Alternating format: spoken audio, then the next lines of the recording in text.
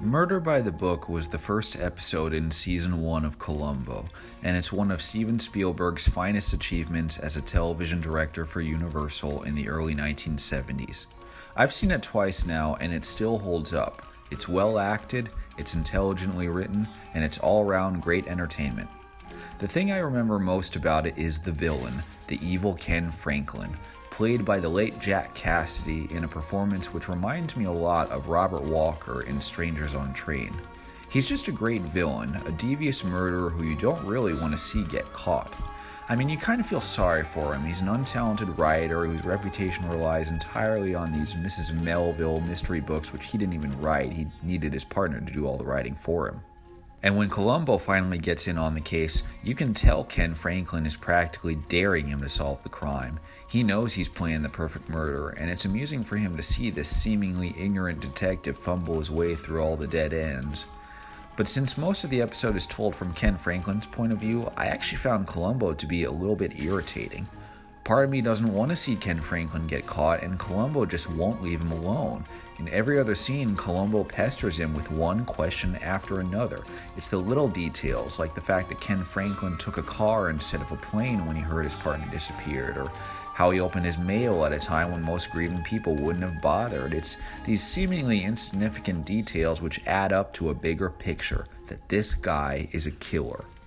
But Columbo isn't the only pest in the episode. The other is the general store owner who both desires Ken Franklin as well as his money and isn't above blackmailing him to get either one.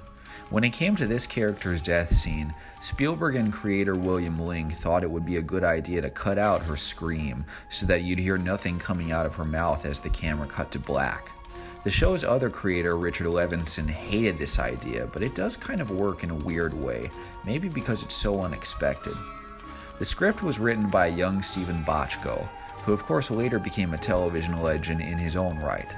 Bochco was nominated for an Emmy for his work on Murder by the Book, and like Spielberg, he still wasn't a household name at the time. But he and Spielberg were pals, and they'd go to lunch at Art's Deli every day, talking about their dreams for the future. The peculiar thing about the ending of the episode is that the evidence which Columbo finally nabs Ken Franklin with isn't really hard evidence. It's nothing more than an idea for a book which bears striking similarities to the real crime. If you think about it, this evidence still doesn't really prove anything. I mean, theoretically, all Ken Franklin has to do is deny it in court, and he'd probably still get away with it.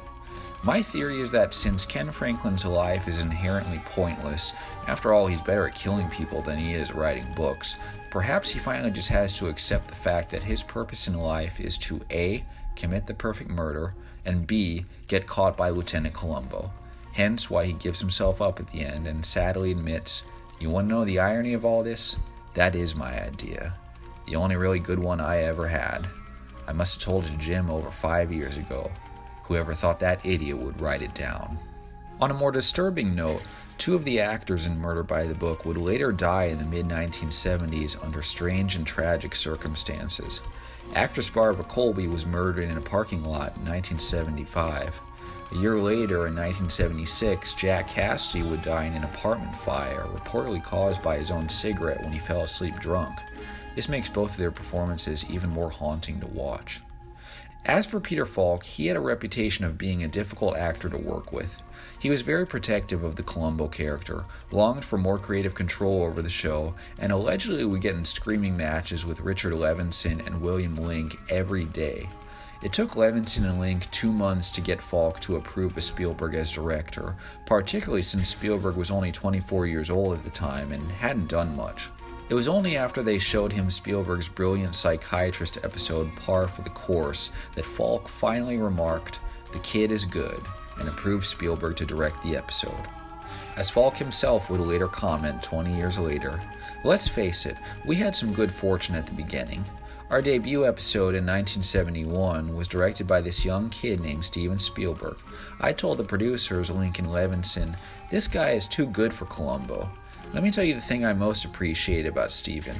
I'm rehearsing a scene where I'm walking up a street talking to a guy, and it suddenly dawns on me, there's no camera around that I can see. Steven was shooting me with a long lens from across the street. That wasn't common 20 years ago. the comfort level it gave me as an actor, besides its great look artistically, well, it told you this wasn't any ordinary director.